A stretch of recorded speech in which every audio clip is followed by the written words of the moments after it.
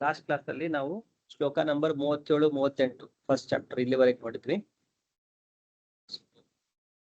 ಇಲ್ಲಿವರೆಗೆ ನಾವು ನೋಡಿದ್ದು ಫಸ್ಟ್ ಚಾಪ್ಟರ್ ಅಲ್ಲಿ ಧೃತರಾಷ್ಟ್ರನ ಎನ್ಕ್ವೈರಿ, ಸಂಜಯನಿಗೆ ಯುದ್ಧದಲ್ಲಿ ಏನ್ ನಡೀತಾ ಇದೆ ಅಂತೇಳಿ, ನನ್ನ ಮಕ್ಕಳು ಮತ್ತೆ ಪಾಂಡವನ ಮಕ್ಕಳು ಏನ್ ಮಾಡ್ತಾ ಇದ್ದಾರೆ, ಅದಕ್ಕೆ ಉತ್ತರವಾಗಿ ಸಂಜಯ ಅಲ್ಲಿ ಏನೇನ್ ನಡೀತಾ ಇದೆ ಅಂತೇಳಿ ಹೇಳಲಿಕ್ಕೆ ಶುರು ಮಾಡ್ತಾರೆ. ಆಮೇಲೆ ದುರ್ಯೋಧನನಿಂದ ಎರಡೂ ಸೇನೆಗಳ ಅವಲೋಕನೆ ಆಗುತ್ತೆ. ಅದಾದ್ಮೇಲೆ ಶಂಖಗಳ ನಾದ ಎರಡೂ ಪಕ್ಷಗಳಿಂದ. ಆಮೇಲೆ ಅರ್ಜುನ ಯಾರ್ಯಾರು ಯುದ್ಧ ಮಾಡ್ಲಿಕ್ಕೆ ಬಂದಿದ್ದಾರೆ ನಾನು ನೋಡ್ಬೇಕಂತೇಳಿ ಕೃಷ್ಣನಿಗೆ ಹೇಳಿದಾಗ, ಕೃಷ್ಣ ಅರ್ಜುನ ರಥವನ್ನು ಎರಡೂ ಸೈನ್ಯಗಳ ಮಧ್ಯದಲ್ಲಿ ಭೀಷ್ಮ ದ್ರೋಣ ಅರ್ಜುನನ ಮುಂದೆನೆ ಇರೋ ತರ ರಥವನ್ನು ನಿಲ್ಲಿಸ್ತಾರೆ. ಅದಾದ್ಮೇಲೆ ಅರ್ಜುನ ಮೋಹವಶನಾಗಿ ಹೇಗೆ ಅವನು ಈ ಯುದ್ಧ ಮಾಡಬಾರದು, ಈ ಯುದ್ಧ ಮಾಡೋದ್ರಿಂದ ಏನಾಗುತ್ತೆ, ಸೊ ಈ ಯುದ್ಧ ಮಾಡೋದ್ರಿಂದ ನಮ್ಗೆ ಪಾಪ ತಗ್ಲುತ್ತೆ, ಅದನ್ನೆಲ್ಲ ಬೇರೆ ಬೇರೆ ಶ್ಲೋಕಗಳಲ್ಲಿ ನಾವು ನೋಡಿದ್ವಿ. ಹಿಂದಿನ ಶ್ಲೋಕದಲ್ಲಿ ಕೂಡ ಯದ್ಯಪಿ ಏತೇನ ಪಶ್ಯಂತಿ ಲೋಭೋಪತ ಚೇತಸಃ ಕುಲಕ್ಷಯ ಕೃತಂ ದೋಷಂ ಮಿತ್ರ ದೋಹೇ ಚ ಪಾತಕಂ.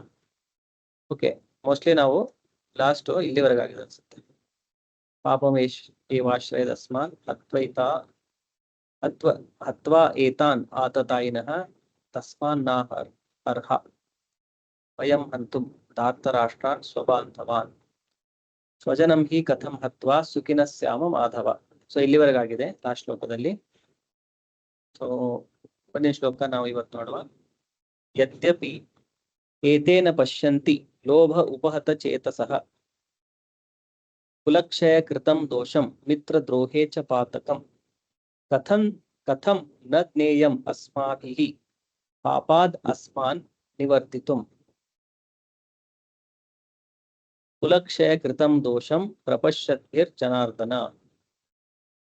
ಸೊ ಇಲ್ಲಿ ಅರ್ಜುನ ಹೇಳ್ತಾ ಇರೋದು, ಯದ್ಯಪಿ ಏತೇನ ಪಶ್ಯಂತಿ, ಇವರಿಗೆ ಈ ಯುದ್ಧ ಮಾಡೋದ್ರಿಂದ, ತಮ್ಮದೇ ಬಂಧು ಬಳಗದವರನ್ನು ಕೊಲ್ಲೋದ್ರಿಂದ ಎಷ್ಟು ಪಾಪ ತಗಲುತ್ತೆ ಅವರಿಗೆ ಇದು ಗೊತ್ತಾಗ್ತಾ ಇಲ್ಲ, ಅವರಿಗೆ ಇದು ಕಾಣ್ತಾ ಇಲ್ಲ.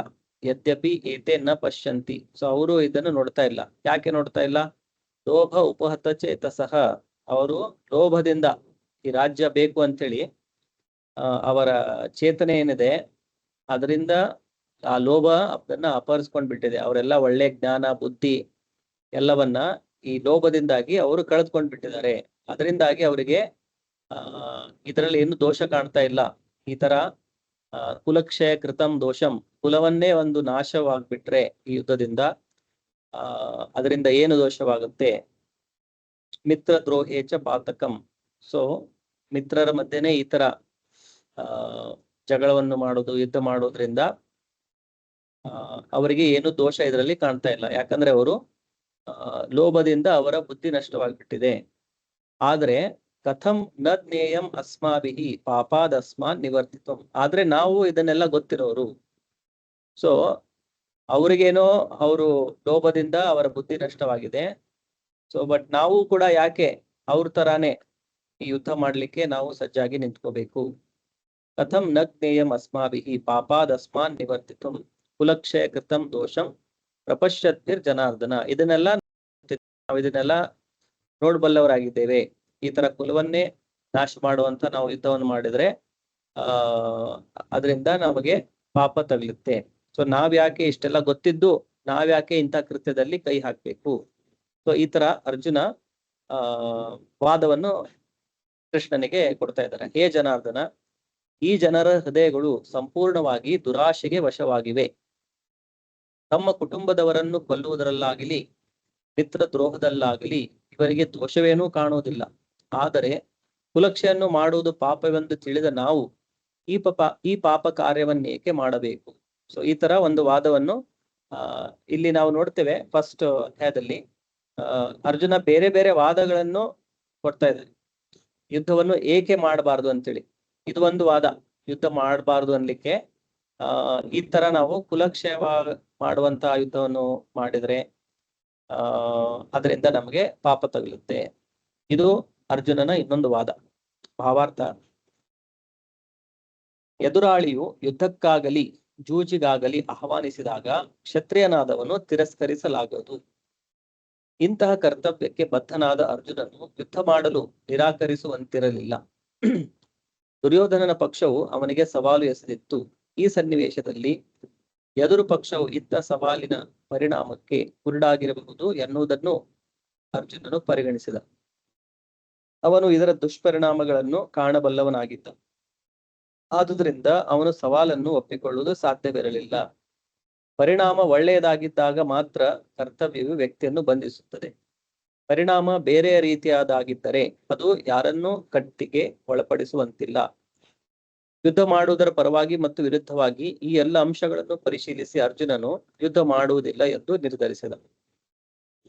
ಸೊ ಈ ಕ್ಷತ್ರಿಯರಲ್ಲಿ ಒಂದು ಕೆಲವೊಂದು ಕರ್ತವ್ಯದ ತರ ಇದೆ, ಅದನ್ನ ಅವರು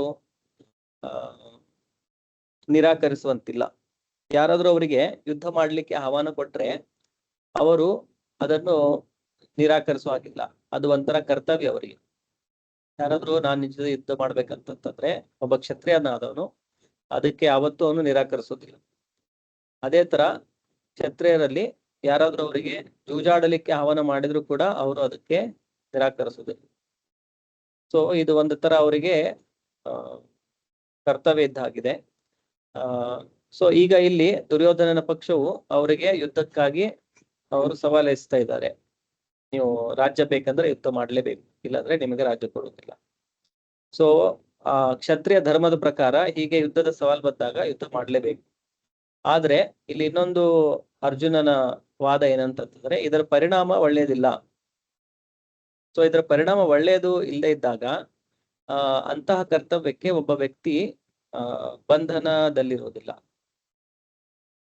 ಸೊ ಅಲ್ಲಿ ಅವ್ರದ್ದು ಡಿಸಿಷನ್ ಮೇಕಿಂಗ್ ಚಾಯ್ಸ್ ಇರುತ್ತೆ. ಸೊ ಅದನ್ನು ಪರಿಗಣಿಸಿ ಅರ್ಜುನ ಇಂಥ ಯುದ್ಧವನ್ನು ನಾವು ಮಾಡಬಾರ್ದು ಅಂತೇಳಿ ಒಂದು ವಾದ ಮಾಡಿ ಅಂತ ನಿರ್ಧಾರಕ್ಕೆ ಬರ್ತಾ ಇದೆ. ಆಮೇಲೆ ಈ ತರ ಏನಾದ್ರು ಯುದ್ಧ ಆದ್ರೆ ಏನಾಗುತ್ತೆ ಅಂತ ಹೇಳಿ ಕೂಡ ಅರ್ಜುನ ಇಲ್ಲಿ ಮುಂದೆ ಅದಕ್ಕೆ ಕಾರಣಗಳನ್ನು ಮುಂದೆ ಏನಾಗ್ಬಹುದು ಅದನ್ನೆಲ್ಲ ಇಲ್ಲಿ ಹೇಳ್ತಾ ಇರೋದು. ಮುಂದಿನ ಶ್ಲೋಕದಲ್ಲಿ ಕುಲಕ್ಷಯೇ ಪ್ರಣಶ್ಯಂತಿ ಕುಲಧರ್ಮ ಸನಾತನ ಧರ್ಮೇನಷ್ಟೇ ಕುಲಂ ಕೃತ್ಸ್ನಂ ಅಧರ್ಮೋ ಅಭಿಭವತಿ ಉತ.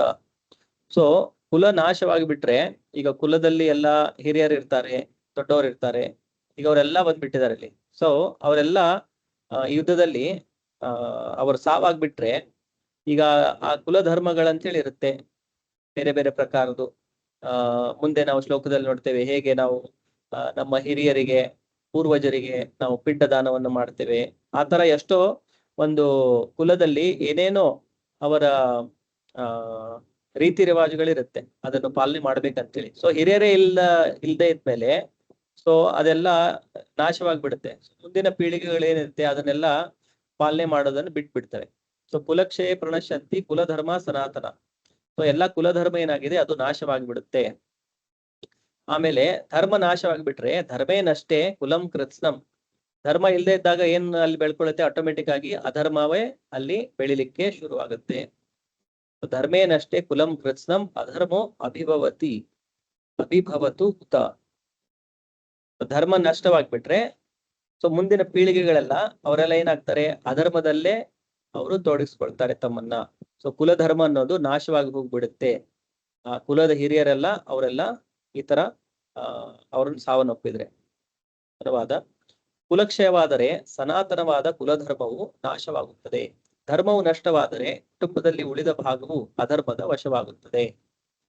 ಅರ್ಥ, ವರ್ಣಾಶ್ರಮ ವ್ಯವಸ್ಥೆಯಲ್ಲಿ ಕುಟುಂಬದ ಸದಸ್ಯರು ಯೋಗ್ಯವಾದ ರೀತಿಯಲ್ಲಿ ಬೆಳೆದು ಆಧ್ಯಾತ್ಮಿಕ ಮೌಲ್ಯಗಳನ್ನು ಸಾಧಿಸಲು ನೆರವಾಗುವ ಧಾರ್ಮಿಕ ಸಂಪ್ರದಾಯಗಳ ಸೂತ್ರಗಳು ಹಲವಿವೆ. ವರ್ಣಾಶ್ರಮ ವ್ಯವಸ್ಥೆಯ ಪ್ರಕಾರ ಬೇರೆ ಬೇರೆ ವರ್ಣದಲ್ಲಿರುವವರು, ಬ್ರಾಹ್ಮಣ, ಕ್ಷತ್ರಿಯ, ವೈಶ್ಯ, ಶೂದ್ರ, ಮತ್ತೆ ಬೇರೆ ಬೇರೆ ಆಶ್ರಮದಲ್ಲಿರುವವರು, ಬ್ರಹ್ಮಚಾರಿ, ಗೃಹಸ್ಥ, ವಾನಪ್ರಸ್ಥ, ಸನ್ಯಾಸ, ಪ್ರತಿಯೊಂದು ವರ್ಣ ಆಶ್ರಮಕ್ಕೂ ಅವರದೇ ಆದಂತ ಕೆಲವು ಧಾರ್ಮಿಕ ಸಂಪ್ರದಾಯಗಳು, ಅದರ ಸೂತ್ರಗಳು, ಅದನ್ನ ಪಾಲನೆ ಮಾಡ್ಬೇಕಂತೇಳಿ ವೇದಗಳಲ್ಲೆಲ್ಲ ಕೊಟ್ಟಿರುತ್ತೆ. ಸೊ ಹುಟ್ಟಿನಿಂದ ಪ್ರಾರಂಭವಾಗಿ ಸಾವಿನವರೆಗೆ ಕುಟುಂಬದಲ್ಲಿ ಜರುಗುವ ಇಂತಹ ಶುದ್ಧೀಕರಣ ಪ್ರಕ್ರಿಯೆಗಳಿಗೆ ಕುಟುಂಬದ ಹಿರಿಯರದೇ ಹೊಣೆ. ಉದಾಹರಣೆಗೆ ಈಗ ಯಾವುದೇ ಒಂದು ಮಗು ಹುಟ್ಟಿದ ಕೂಡಲೇ ಏನ್ ಮಾಡ್ಬೇಕು, ಆಮೇಲೆ ತೊಟ್ಲಲ್ಲಿ ಹಾಕ್ಬೇಕಾದ್ರೆ ಏನ್ ಮಾಡ್ಬೇಕು. ಸೊ ಈ ತರ ಒಂದು 10 ಪ್ರಕಾರದ ಸಂಸ್ಕಾರಗಳಿರುತ್ತೆ. ಅದನ್ನ ದಶವಿಧ ಸಂಸ್ಕಾರ ಅಂತ ಹೇಳ್ತಾರೆ. ಸೊ ಇದಕ್ಕೆಲ್ಲ ಹೊಣೆಗಾರಿಕೆ ಯಾರ್ದು? ಕುಟುಂಬದ ಹಿರಿಯರು ಇರ್ತಾರೆ, ಅವರ ಹೊಣೆಗಾರಿಕೆ ಇರುತ್ತೆ. ಸೊ ನಾವು ಇದನ್ನೆಲ್ಲ ಪ್ರಾಕ್ಟಿಕಲ್ ಆಗಿ ನೋಡ್ತೇವೆ. ಈಗಿನ ಸಮಾಜದಲ್ಲಿ ಎಷ್ಟೋ ಜನ ಈ ಸಂಸ್ಕಾರಗಳನ್ನೆಲ್ಲ ಮಾಡೋದೇ ಇಲ್ಲ. ಈ ಹೊಸ ಪೀಳಿಗೆಗಳೆಲ್ಲ ಅದೆಲ್ಲ ಏನ್ ಮಾಡ್ತೀರಾ, ಏನದು, ಆತರ ಅವರು ಇದನ್ನ ಮಾಡ್ಕೊಂಡು ಹೋಗ್ಬಿಡ್ತಾರೆ. ಸೊ ಅರ್ಜುನ ಏನು ಅವನಿಗೆ ಆತಂಕ ಇತ್ತು, ಹಿರಿಯರು ಈ ತರ ಸಾವನ್ನಪ್ಪಿದ್ರೆ ಹೇಗೆ ಕುಲಧರ್ಮಗಳೆಲ್ಲ ನಾಶವಾಗುತ್ತೆ ಅಂತ ಹೇಳಿ ಅರ್ಜುನನ ಆತಂಕ ಏನಿತ್ತು, ನಾವು ಕಲಿಯುಗದಲ್ಲಿ ಪ್ರಾಕ್ಟಿಕಲ್ ಆಗಿ ನೋಡ್ತೇವೆ. ಅದೆಲ್ಲ ನಿಜವಾಗಿನೂ ಈ ತರ ಈಗ ಆಗ್ತಾ ಇದೆ. ಪ್ರಾಕ್ಟಿಕಲ್ ಆಗಿ ನಾವೀಗ ನೋಡಿದ್ರೆ ಎಷ್ಟೋ ಏನು ಸಮಾಜಗಳಿದೆ, ನಾವು ಭಾರತೀಯರಾಗಿ ಆಮೇಲೆ ಹಿಂದೂಗಳಾಗಿ ಅಂತ ಹೇಳಿ ಹೇಳ್ಕೊಂಡ್ರು ಕೂಡ ಈ ಏನು ದಶವಿಧ ಸಂಸ್ಕಾರಗಳಿದೆ ಅದನ್ನ ಎಷ್ಟೋ ಜನರು ಪಾಲನೆ ಮಾಡೋದಿಲ್ಲ. ಆದರೆ ಹಿರಿಯರು ತೀರಿಕೊಂಡಾಗ ಕುಟುಂಬದ ಇಂತಹ ಶುದ್ಧೀಕರಣ ಸಂಪ್ರದಾಯಗಳು ನಿಂತು ಹೋಗಬಹುದು. ಸಂಸಾರದ ಉಳಿದ ಕಿರಿಯರು ಅಧಾರ್ಮಿಕ ಅಭ್ಯಾಸಗಳನ್ನು ಬೆಳೆಸಿಕೊಂಡು ಆಧ್ಯಾತ್ಮಿಕ ಮುಕ್ತಿಯ ಅವಕಾಶವನ್ನು ಕಳೆದುಕೊಳ್ಳಬಹುದು. ಸೊ ಮನುಷ್ಯ ಜನ್ಮ ಸಿಕ್ಕಾಗ ಆ ಆತ್ಮಕ್ಕೆ ಏನು ಮನುಷ್ಯ ಶರೀರ ಸಿಕ್ಕಿದೆ, ಸೊ ಈ ಸಂಸ್ಕಾರಗಳನ್ನು ಅದು ಅದ್ರ ಮುಖಾಂತರ ಪಾರಾಗಿ ಸಂಸ್ಕರಣ ಹೊಂದಿ, ಸಂಸ್ಕರಣ ಅಂತಂತಂದ್ರೆ ಶುದ್ಧೀಕರಣ ಮಾಡೋದು.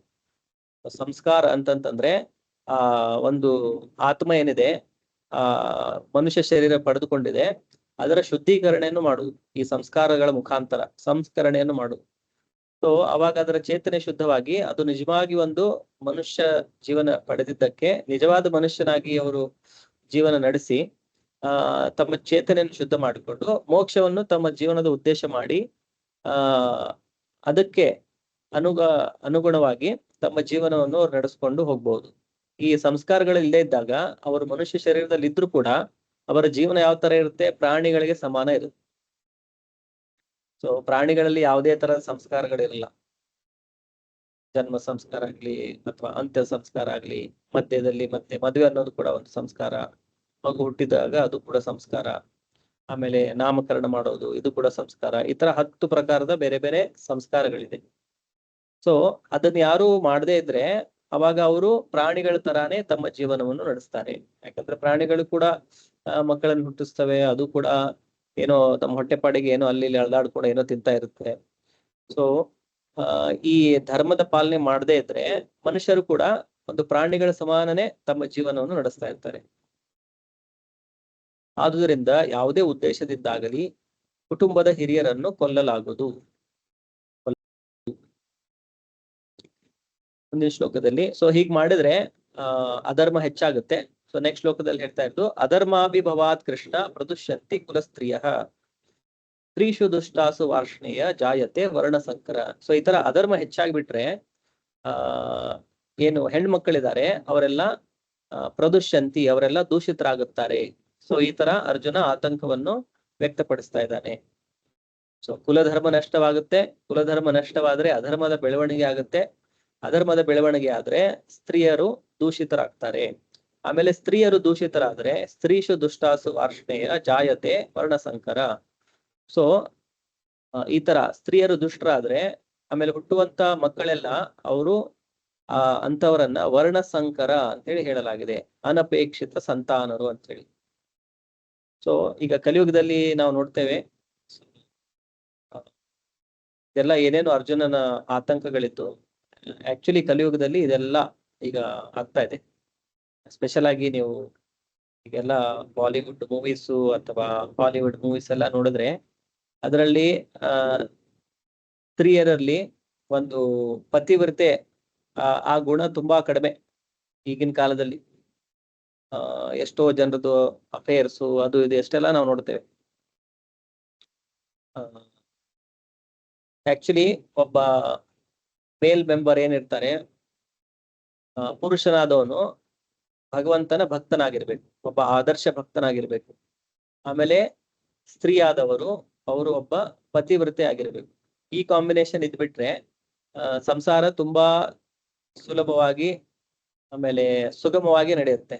ಆಮೇಲೆ ಇಬ್ರು ಕೂಡ ಈ ಗುಣಗಳಿದ್ರೆ ಪ್ರಭುಪಾದರು ಹೇಳೋರ ಪ್ರಕಾರ ಪುರುಷನಾದವನು ಭಗವಂತನ ಭಕ್ತನಾಗಿರ್ಬೇಕು, ಒಬ್ಬ ಆದರ್ಶ ಭಕ್ತನಾಗಿರ್ಬೇಕು.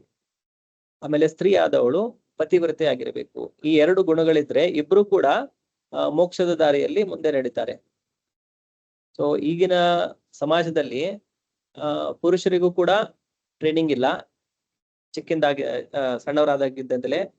ಯಾಕಂದ್ರೆ ಹಿಂದಿನ ಕಾಲದಲ್ಲಿ ಎಲ್ಲ ಫಸ್ಟ್ ಬ್ರಹ್ಮಚಾರಿ ಅಂತೇಳಿ ಅವರನ್ನ ಟ್ರೈನ್ ಮಾಡ್ತಿದ್ರು, ಹೇಗೆ ಬ್ರಹ್ಮಚಾರ್ಯವನ್ನು ಪಾಲನೆ ಮಾಡ್ಬೇಕಂತೇಳಿ ಗುರುಗಳ ಆಶ್ರಮದಲ್ಲಿ.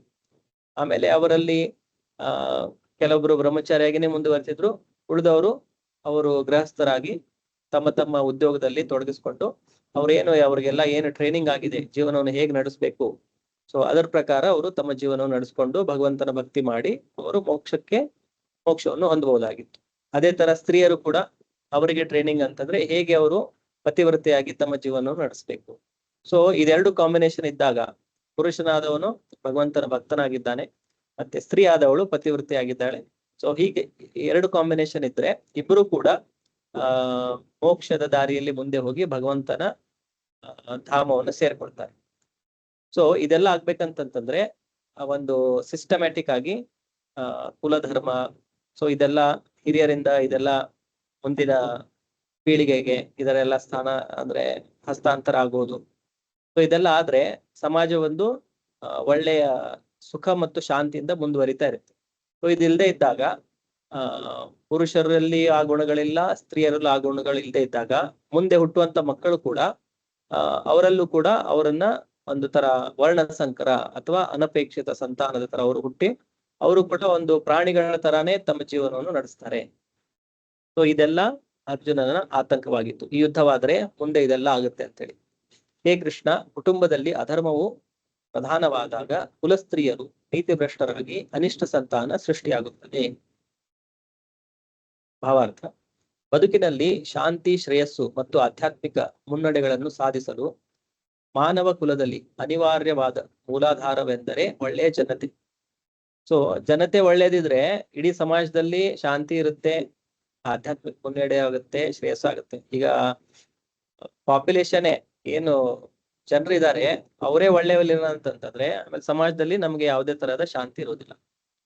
ರಾಜ್ಯದ ಮತ್ತು ಸಮುದಾಯದ ಸಾಮಾನ್ಯ ಆಧ್ಯಾತ್ಮಿಕ ಬೆಳವಣಿಗೆಗಾಗಿ ಒಳ್ಳೆಯ ಜನರೇ ಪ್ರಭಾವಶಾಲಿಗಳಾಗುವಂತೆ ವರ್ಣಾಶ್ರಮದ ತತ್ವಗಳನ್ನು ರೂಪಿಸಲಾಗಿತ್ತು. ಸೊ ವರ್ಣಾಶ್ರಮದ ಉದ್ದೇಶ ಏನು, ವರ್ಣಾಶ್ರಮದಲ್ಲಿ ಏನು ನಿಯಮಗಳಿದೆ, ತತ್ವಗಳಿದೆ, ಒಂದು ಸಮುದಾಯದ ಭೌತಿಕ ಬೆಳವಣಿಗೆ ಮತ್ತು ಆಧ್ಯಾತ್ಮಿಕ ಬೆಳವಣಿಗೆ ಎರಡೂ ಆಗ್ತಾ ಇರ್ಬೇಕು. ಈಗಿನ ಸಮಾಜದಲ್ಲಿ ಕೇವಲ ಅವರು ಕೇವಲ ಭೌತಿಕ ಬೆಳವಣಿಗೆ ಅಷ್ಟೇ, ಅದನ್ನೇ ತಮ್ಮ ಜೀವನದ ಉದ್ದೇಶ ಮಾಡ್ಕೊಂಡಿದ್ದಾರೆ.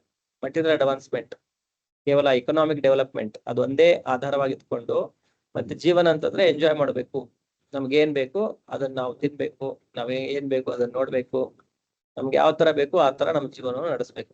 ಆಲ್ಮೋಸ್ಟ್ ಯಾವುದೇ ನೀತಿ ನಿಯಮಗಳಿಲ್ಲದೆ ಪ್ರಾಣಿಗಳ ತರಾನೇ, ಪ್ರಾಣಿಗಳಿಗೆ ಯಾವುದು ನಿಯಮಗಳಿರಲ್ಲ.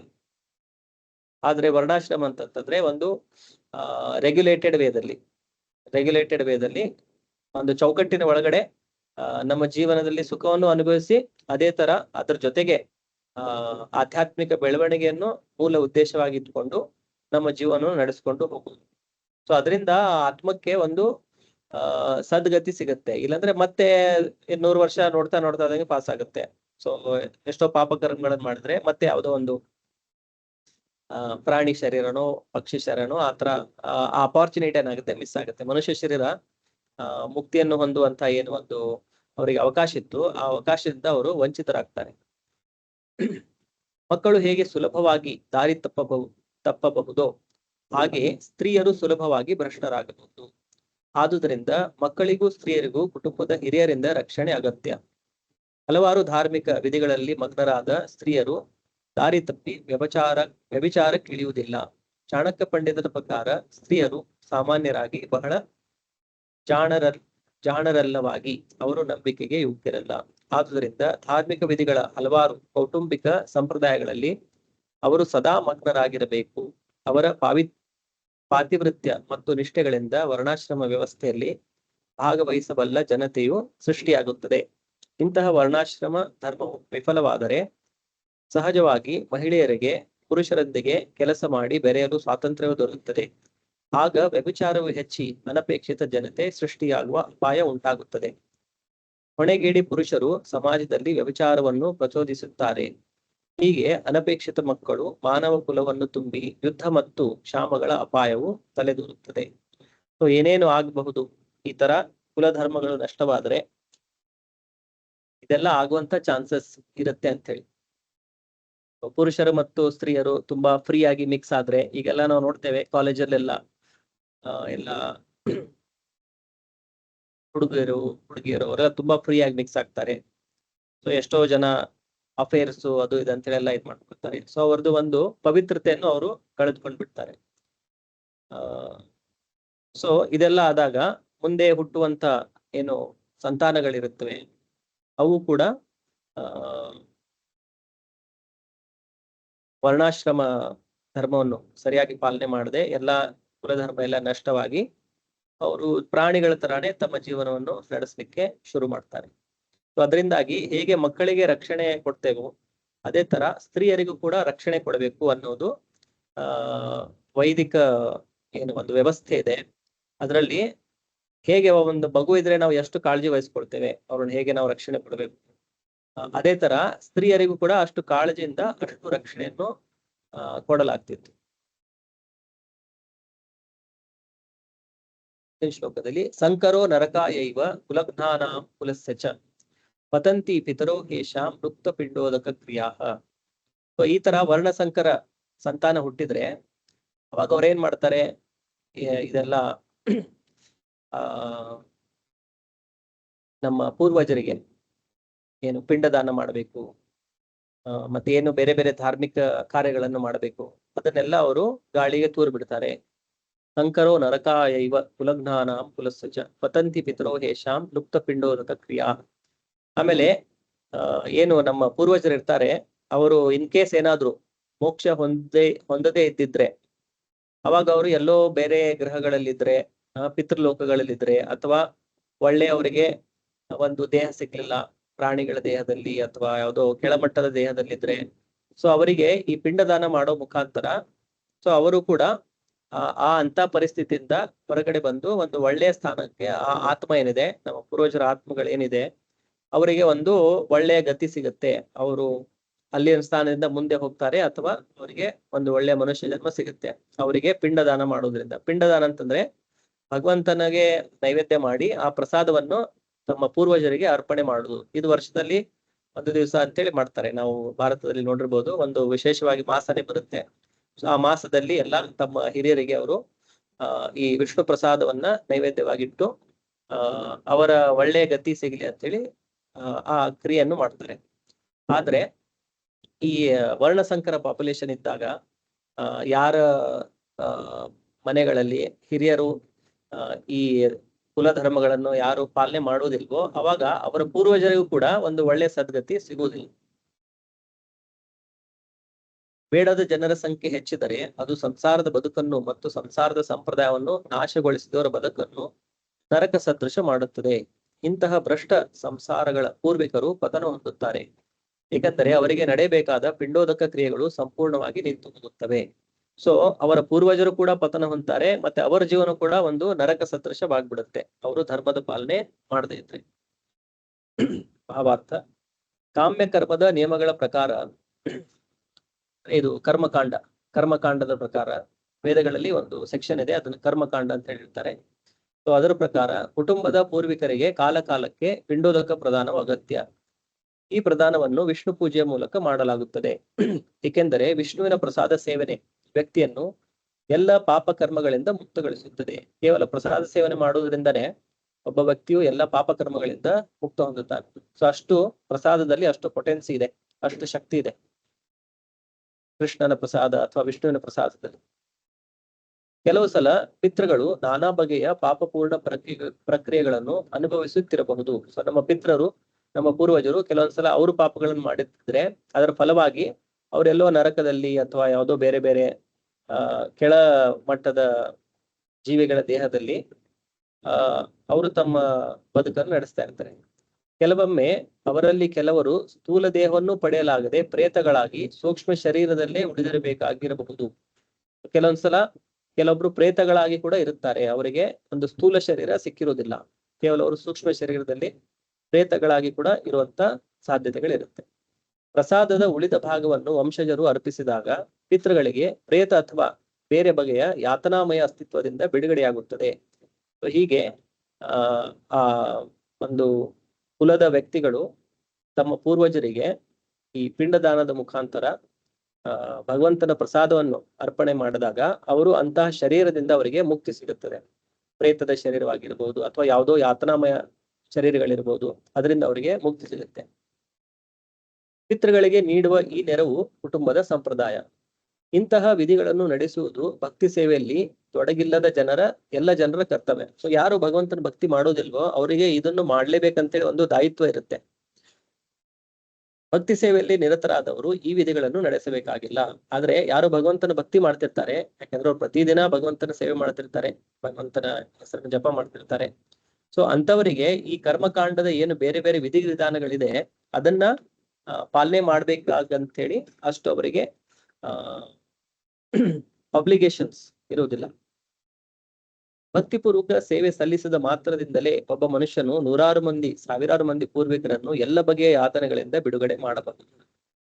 ಕೇವಲ ಒಬ್ಬ ವ್ಯಕ್ತಿ ಭಗವಂತನ ಸೇವೆಯಲ್ಲಿ ತೊಡಗಿಕೊಂಡ್ರೆ ಅವಾಗ ಅಂತ ವ್ಯಕ್ತಿ ತನ್ನ ಎಷ್ಟೋ 100,000 ಪೂರ್ವಜರನ್ನು ಎಲ್ಲ ಬಗೆಯ ಯಾತನೆಗಳಿಂದ ಬಿಡುಗಡೆ ಮಾಡಬಹುದು. ಇದನ್ನು ಭಾಗವತಂದಲ್ಲಿ ಹೇಳಲಾಗಿದೆ.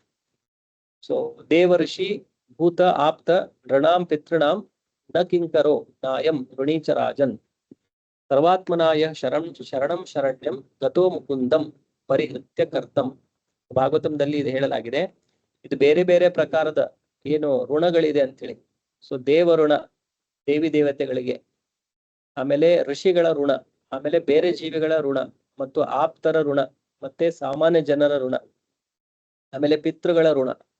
ಸೊ ಇದೆಲ್ಲ ಬೇರೆ ಬೇರೆ ಪ್ರಕಾರದ ಋಣಗಳಿದೆ. ಸೊ ದೇವಿ ದೇವತೆಗಳಿಗೆ ಯಾವ ತರ ಋಣ ಇರುತ್ತೆ? ಈಗ ಸೂರ್ಯನಿಂದ ನಾವು ಬೆಳಕನ್ನು ಪಡೆಯುತ್ತೇವೆ, ಅದೇ ತರ ವಾಯು ದೇವರಿಂದ ನಾವು ಗಾಳಿಯನ್ನು ಪಡೆದುಕೊಳ್ಳುತ್ತೇವೆ. ಈ ತರ ಬೇರೆ ಬೇರೆ ದೇವಿ ದೇವತೆಗಳಿಗೆ ಅದನ್ನ ನಮ್ಗೆ ಸಪ್ಲೈ ಮಾಡ್ತಾರೆ. ಈಗ ನಾವು ಕರೆಂಟ್ ಏನ್ ಯೂಸ್ ಮಾಡ್ತೇವೆ ಅದಕ್ಕೆ ನಾವು ತಿಂಗಳ ಬಿಲ್ ಪೇ ಮಾಡ್ತೇವೆ. ಆದ್ರೆ ಸೂರ್ಯನಿಂದ ನಮ್ಗೆ ಇಷ್ಟು ಬೆಳಕು ಶಾಖ ಎಲ್ಲ ಸಿಗ್ತಾ ಇದೆ. ನಾವೇನ್ ಅವರಿಗೆ ರಿಟರ್ನ್ ಆಗಿ ಏನ್ ಪೇ ಮಾಡ್ತಾ ಇದ್ದೇವೆ. ಸೊ ಅದರಿಂದಾಗಿ ಬೇರೆ ಬೇರೆ ದೇವಿ ದೇವತೆಗಳಿಗೆ ಋಣಗಳಿರುತ್ತೆ. ಆಮೇಲೆ ಋಷಿಗಳಿಗೆ ಋಣ ಇರುತ್ತೆ. ಈಗ ಬೇರೆ ಬೇರೆ ಋಷಿಗಳು, ಫಾರ್ ಎಕ್ಸಾಂಪಲ್ ವ್ಯಾಸದೇವರು ಎಲ್ಲಾ ಶಾಸ್ತ್ರಗಳನ್ನು ಅವರು ಕಂಪೈಲ್ ಮಾಡಿ ಅದನ್ನ ನಮ್ಗಾಗಿ ಬರೆದು ಕೊಟ್ಟಿದ್ದಾರೆ. ಸೊ ಅವ್ರ ಮೇಲೆ ಕೂಡ ನಮ್ಮ ಋಣ ಇರುತ್ತೆ. ನಾರದ ಋಷಿಗಳಾಗಿರ್ಬೋದು, ಅವರು ಪಾಂಚರಾತ್ರಿಕ ಅಂತ ಹೇಳಿ ವಿಧಿಗಳನ್ನು ಕೊಟ್ಟಿದ್ದಾರೆ. ಅಥವಾ ವೇದವ್ಯಾಸರಾಗಿರ್ಬೋದು, ಈ ತರ ಎಷ್ಟೋ ಋಷಿಗಳು ಎಲ್ಲ ವೈದಿಕ ಗ್ರಂಥಗಳನ್ನು ನಮ್ಗೆ ಕೊಟ್ಟಿರೋದ್ರಿಂದ ಅವರ ಪ್ರತಿ ಕೂಡ ನಮ್ಮ ಋಣ ಇರುತ್ತೆ. ಆಮೇಲೆ ಬೇರೆ ಯಾವುದೇ ಜೀವಿಗಳಾಗಿರ್ಲಿ, ಈಗ ಹಸುವಿನಿಂದ ನಾವು ಹಾಲನ್ನು ತೆಗೆದುಕೊಳ್ತೇವೆ. ಈಗ ಎಲ್ಲರ ಮನೆಯಲ್ಲಿ ಡೈಲಿ ಬೆಳಿಗ್ಗೆ ಹಾಲು ಬರುತ್ತೆ.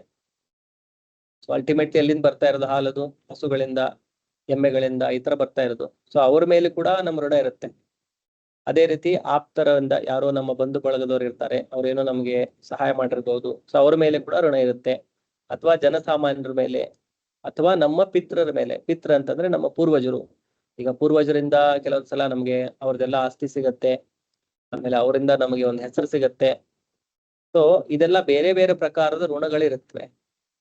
ಆದರೆ ಯಾವ ವ್ಯಕ್ತಿ ಸರ್ವಾತ್ಮನಾಯ ಶರಣಂ ಶರಣ್ಯಂ, ಯಾರು ಸರ್ವ ಆತ್ಮದಿಂದ ಕೇವಲ ಭಗವಂತನ ಸೇವೆಯಲ್ಲಿ ತೊಡಗಿಕೊಂಡಿರ್ತಾರೆ ಅಂತ ವ್ಯಕ್ತಿಗೆ ಈ ಎಲ್ಲಾ ಋಣಗಳಿಂದ ಅವನು ಮುಕ್ತನಾಗಿ ಬಿಡುತ್ತಾನೆ. ನ ಕಿಂಕರೋ ನಾಯಂ ಋಣೀಚರಾಜನ್. ಸೊ ನಾನು ಅವರ ಕಿಂಕರನೂ ಅಲ್ಲ, ನಾನು ಅವರ ಋಣಿಯೂ ಅಲ್ಲ. ಯಾವಾಗ ಒಬ್ಬ ವ್ಯಕ್ತಿ ಭಗವಂತನ ಸೇವೆಯಲ್ಲಿ ತೊಡಗಿಕೊಳ್ತಾನೆ ಅಂತ ವ್ಯಕ್ತಿ ಈ ಎಲ್ಲಾ ಋಣಗಳಿಂದ ಅವನು ಮುಕ್ತನಾಗ್ತಾನೆ. ಸೊ ಯಾರು ಭಗವಂತನ ಸೇವೆಯಲ್ಲಿ ತೊಡಗಿಕೊಂಡಿಲ್ವೋ ಅವನಿಗೆ ಇದೆಲ್ಲಾ ಋಣಗಳಿರುತ್ತೆ. ಸೊ ಅಂತ ವ್ಯಕ್ತಿ ಅದನ್ನು ಪಾಲನೆ ಮಾಡಿಲ್ಲ ಅಂತಂದ್ರೆ ಆಮೇಲೆ ಅವನ ಮುಂದಿನ ಜನ್ಮ ಏನಿದೆ ಅವಾಗ ಅವನಿಗೆ ಇದ್ರದ್ದೆಲ್ಲ ಅಬ್ಲಿಗೇಷನ್ಸ್ ಅವನು ಫುಲ್ಫಿಲ್ ಮಾಡ್ಲಿಲ್ಲ, ಇದೆಲ್ಲಾ ಋಣಗಳನ್ನು ಅವನು ಪೂರೈಸಲಿಲ್ಲ ಅಂತೇಳಿ ಅದಕ್ಕಾಗಿ ಅವನಿಗೆ ಕಷ್ಟದ ಅನುಭವವನ್ನು ಮಾಡ್ಬೇಕಾಗತ್ತೆ. ಆದ್ರೆ ಈ ಬೇರೆ ಬೇರೆ ಡಿಪಾರ್ಟ್ಮೆಂಟ್ಗೆ ಅಲ್ಲಿ ನಾವು ಅವರ ಋಣವನ್ನು ಪೂರೈಸುವುದಕ್ಕಿಂತ ನಾವು ಕೇವಲ ಭಗವಂತನ ಶರಣಲ್ಲಿ ಬಂದು ಭಗವಂತನ ಸೇವೆಯನ್ನು ಮಾಡ್ತಾ ಇದ್ರೆ, ಭಗವಂತನ ನಾಮ ಜಪವಾಗಲಿ, ಮನೆಯಲ್ಲಿ ನಾವು ಭಗವಂತನಿಗೆ ನೈವೇದ್ಯ ಮಾಡುವುದು, ಸೊ ಇಂಥ ನಾವು ಭಕ್ತಿ ಸೇವೆಯಲ್ಲಿ ನಾವು ತೊಡಗಿಕೊಂಡ್ರೆ ನಾವು ಎಲ್ಲಾ ಪ್ರಕಾರದ ಋಣಗಳಿಂದ ಮುಕ್ತಿಯನ್ನು ನಾವು ಪಡೆದುಕೊಳ್ತೇವೆ. ಗತೋ ಮುಕುಂದಂ ಪರಿಹೃತ್ಯ ಕರ್ತಂ. ಎಲ್ಲ ಕ್ರಮವನ್ನು ಪರಿತ್ಯಜಿಸಿ ಮುಕ್ತಿದಾಯಕನಾದ ಮುಕುಂದನ ಚರಣ ಕಮಲಗಳಲ್ಲಿ ಯಾರು ಆಶ್ರಯವನ್ನು ಪಡೆದಿರುತ್ತಾರೋ ಮತ್ತು ಶ್ರದ್ಧೆಯಿಂದ ಆ ಮಾರ್ಗವನ್ನು ಅನುಸರಿಸುವವನೋ ಅವನು ದೇವತೆಗಳಿಗೆ, ಋಷಿಗಳಿಗೆ, ಜೀವಿಗಳಿಗೆ, ಕುಟುಂಬಕ್ಕೆ, ಮಾನವ ಕುಲಕ್ಕೆ ಅಥವಾ ಪಿತೃಗಳಿಗೆ ಯಾವ ಕರ್ತವ್ಯಗಳನ್ನು ಮಾಡಬೇಕಾಗಿಲ್ಲ, ಯಾವ ಋಣವನ್ನು ಸಲ್ಲಿಸಬೇಕಾಗಿಲ್ಲ. ದೇವೋತ್ತಮ ಪರಮಪುರುಷನನ್ನು ಭಕ್ತಿಪೂರ್ವಕವಾಗಿ ಸೇವಿಸುವುದರಿಂದ ಇಂತಹ ಕರ್ತವ್ಯಗಳು, ಋಣಗಳು ತಾವಾಗಿಯೇ ಪ್ರಯಿಸುತ್ತವೆ. ಸೊ ಕೃಷ್ಣನ ಸೇವೆ ಮಾಡೋದ್ರಿಂದ ಎಲ್ಲಾ ಪ್ರಕಾರದ ಋಣಗಳಿಂದ ನಾವು ಮುಕ್ತಿಯನ್ನು ಪಡೆದುಕೊಳ್ತೇವೆ. ಯಾರದನ್ನು ಮಾಡಲ್ವೋ ಅವರಿಗೆಲ್ಲ ಈ ತರ ಅಬ್ಲಿಗೇಷನ್ಸ್, ದಾಯಿತ್ವ ಇದ್ದೇ ಇರುತ್ತೆ. ನಮ್ಮ ಪೂರ್ವಜರಿಗೆ ಮಾಡ್ಬೇಕು, ದೇವಿ ದೇವತೆಗಳಿಗೆ ಮಾಡ್ಬೇಕು, ಬೇರೆ ಜೀವಿಗಳಿಗೆ ಮಾಡ್ಬೇಕು. ಸೊ ಈ ತರ ಎಲ್ಲ ಅವರಿಗೆ ದಾಯಿತ್ವ ಇದ್ದೇ ಇರುತ್ತೆ. ಮತ್ತೆ ಮುಂದೆ ಅರ್ಜುನ ಹೇಳ್ತಾ ಇರೋದು, ದೋಷೈರೇತೆ ಕುಲಜ್ಞಾನಾಂ ವರ್ಣ ಸಂಕರ ಕಾರಕೈಹಿ ಉತ್ಸಾದ್ಯಂತೆ ಜಾತಿ ಧರ್ಮ ಕುಲಧರ್ಮ ಅಶ್ಚ ಶಾಶ್ವತ. ಕುಟುಂಬದ ಸಂಪ್ರದಾಯವನ್ನು ನಾಶ ಮಾಡಿ ಬೇಡದ ಮಕ್ಕಳನ್ನು ಸೃಷ್ಟಿಸುವವರ ದುಷ್ಕರ್ಮದಿಂದ ಎಲ್ಲ ಸಮುದಾಯ ಯೋಜನೆಗಳು, ಕುಟುಂಬ ಕಲ್ಯಾಣ ಚಟುವಟಿಕೆಗಳು ನಾಶವಾಗುತ್ತವೆ. ಸೊ ಇಂತಹ ಒಂದು ಪಾಪ್ಯುಲೇಷನ್ ಬಂದ್ಬಿಟ್ರೆ ಎಲ್ಲಾ ಏನು ಸಮುದಾಯ ಕಲ್ಯಾಣದ ಯೋಜನೆಗಳಿವೆ ಅದೆಲ್ಲ ನಾಶವಾಗಿ ಬಿಡುತ್ತವೆ. ಸನಾತನ ಧರ್ಮ ಅಥವಾ ವರ್ಣಾಶ್ರಮ ಧರ್ಮವು ಮಾನವ ಕುಲದ 4 ವರ್ಗಗಳಿಗೂ ಸಮುದಾಯ ಯೋಜನೆಗಳನ್ನು ವಿಧಿಸಿದೆ. ಸೊ ಪ್ರತಿಯೊಂದು ವರ್ಗದವರು ಅವ್ರೇನೇನು ಕಾರ್ಯಗಳನ್ನು ಮಾಡಬೇಕು, ಏನೇನು ಕರ್ತವ್ಯ ಇದೆ ಅದೆಲ್ಲ ಸನಾತನ ಧರ್ಮದಲ್ಲಿ, ವರ್ಣಾಶ್ರಮ ಧರ್ಮದ ಪ್ರಕಾರ ಅದರ ವಿಂಗಡಣೆ ಆಗಿದೆ. ಇವುಗಳೊಡನೆ ಕುಟುಂಬದ ಕಲ್ಯಾಣದ ಚಟುವಟಿಕೆಗಳು ಸೇರುತ್ತವೆ. ಮನುಷ್ಯನು ಕಡೆಗೆ ಮುಕ್ತಿಯನ್ನು ಸಾಧಿಸಲು ಸಾಧ್ಯವಾಗುವಂತೆ ಇವುಗಳನ್ನು ರೂಪಿಸಿದೆ. ಇದನ್ನೆಲ್ಲ ಹೇಗೆ ಡಿಸೈನ್ ಮಾಡಲಾಗಿದೆ, ಇದನ್ನೆಲ್ಲ ಹೇಗೆ ರೂಪಿಸಿದೆ, ಇದನ್ನೆಲ್ಲ ಪಾಲನೆ ಮಾಡಿದ್ರೆ ಕಡೆಯಲ್ಲಿ ಅವನು ಮುಕ್ತಿಯನ್ನು ಹೊಂದಬೇಕು. ಈ ಉದ್ದೇಶದಿಂದ ಸೊ ಬೇರೆ ಬೇರೆ ನಿಯಮಗಳನ್ನೆಲ್ಲ ವರ್ಣಾಶ್ರಮ ಧರ್ಮದಲ್ಲಿ ಕೊಡಲಾಗಿದೆ. ಆದುದರಿಂದ ಹೊಣೆಗಾರಿಕೆ ತಿಳಿಯದ ಸಮಾಜದ ನಾಯಕರು ಸನಾತನ ಧರ್ಮವನ್ನು ಒಡೆದರೆ ಆ ಸಮಾಜದಲ್ಲಿ ಅವ್ಯವಸ್ಥೆ ಉಂಟಾಗುತ್ತದೆ. ಸೊ ಅದು ಅವ್ಯವಸ್ಥೆ ಅಂತಂತಂದ್ರೆ ಆ ಮನುಷ್ಯ ಜೀವನದಲ್ಲಿ ಏನು ಆತ್ಮ ಈಗ ಪ್ರವೇಶವಾಗಿದೆ ಮನುಷ್ಯ ಶರೀರದಲ್ಲಿ, ಆ ಆತ್ಮಕ್ಕೆ ಮುಕ್ತಿಯು ಸಿಗುವುದಿಲ್ಲ ಈ ಎಲ್ಲ ಧರ್ಮದ ನಾಶವಾದ್ರೆ. ಪರಿಣಾಮವಾಗಿ ಬದುಕಿನ ಗುರಿಯನ್ನೇ ಎಂದರೆ ವಿಷ್ಣುವನ್ನೇ ಜನರು ಮರೆತು ಬಿಡುತ್ತಾರೆ. ಇಂತಹ ನಾಯಕರನ್ನು ಕುರುಡರೆಂದು ಕರೆಯುತ್ತಾರೆ. ತಮ್ಮನ್ನು ಹಿಂಬಾಲಿಸುವ ಜನರನ್ನು ಅವರು ನಿಸ್ಸಂದೇಹವಾಗಿ ಅವ್ಯವಸ್ಥೆಗೆ ಕರೆದೊಯ್ಯುತ್ತಾರೆ. ಸೊ ಯಾವ ಸಮಾಜದಲ್ಲಿ ಈ ಜೀವನದ ಉದ್ದೇಶ ಗೊತ್ತಿಲ್ಲದೆ ಇರುವಂತಹ ನಾಯಕರಿದ್ದಾರೆ, ಸೊ ಅವರೆಲ್ಲ ಏನ್ ಮಾಡ್ತಾರೆ, ತಮ್ಮ ಫಾಲೋವರ್ಸ್ ಅನ್ನ, ಯಾರನ್ನು ಅನುಯಾಯಿಗಳಾಗಿರ್ತಾರೆ ಅವರನ್ನೆಲ್ಲ ಅವರು ಕುರುಡರಾಗಿದ್ದಾರೆ, ಅವ್ರಿಗೆ ಗೊತ್ತಿಲ್ಲ ಜೀವನದ ಉದ್ದೇಶ ಏನಂತೇಳಿ. ಕೇವಲ ಜೀವನದ ಉದ್ದೇಶ ಅಂತಂದ್ರೆ ಎಂಜಾಯ್ ಮಾಡೋದು ಅಂತ ಹೇಳಿ ಅವ್ರು ತಿಳ್ಕೊಂಡಿರ್ತಾರೆ. ಸೊ ಅಂತವರು ಅವ್ರನ್ನ ಯಾರು ಫಾಲೋ ಮಾಡ್ತಾರೆ ಅವರು ಕೂಡ ಒಂದು ಕುರುಡ ವ್ಯಕ್ತಿ ಬೇರೆ ಎಲ್ಲ ಕುರುಡರನ್ನು ಅಂಧ ಯಥಾಂದೆ ರೂಪನೀಯಮಾನ, ನಾನು ದಾರಿ ತೋರಿಸ್ಕೊಂಡು ಹೋಗ್ತೇನೆ ನಿಮ್ಗಂತೇಳಿ ಕರ್ಕೊಂಡು ಹೋದಂಗೆ. ಸೊ ಎಲ್ರು ಸೇರಿ ಏನಾಗುತ್ತಾರೆ, ಒಂದು ಹಳ್ಳದಲ್ಲಿ ಬಿದ್ದು ಬಿಡ್ತಾರೆ. ಸೊ ಕುರುಡ ನಾಯಕರಿದ್ರೆ ಆ ಸಮಾಜದಲ್ಲಿರುವಂತ ಜನಸಾಮಾನ್ಯರು ಕೂಡ ಅವರು ಒಂದು ಹಳ್ಳದಲ್ಲಿ ಬಿದ್ದು ಬಿಡ್ತಾರೆ. ಅಂದ್ರೆ ಅವರು ಆ ಮನುಷ್ಯ ಶರೀರ ಸಿಕ್ಕರೂ ಕೂಡ ಭಗವಂತನನ್ನು ಅರಿತುಕೊಳ್ಳದೆ, ಭಗವಂತನ ಭಕ್ತಿಯನ್ನು ಮಾಡದೆ, ಮೋಕ್ಷವನ್ನು ಹೊಂದದೆ ಮತ್ತೆ ಯಾವುದೋ ಒಂದು ಪ್ರಾಣಿಯ ಶರೀರದಲ್ಲಿ ಪ್ರವೇಶ ಮಾಡ್ಬಿಡ್ತಾರೆ.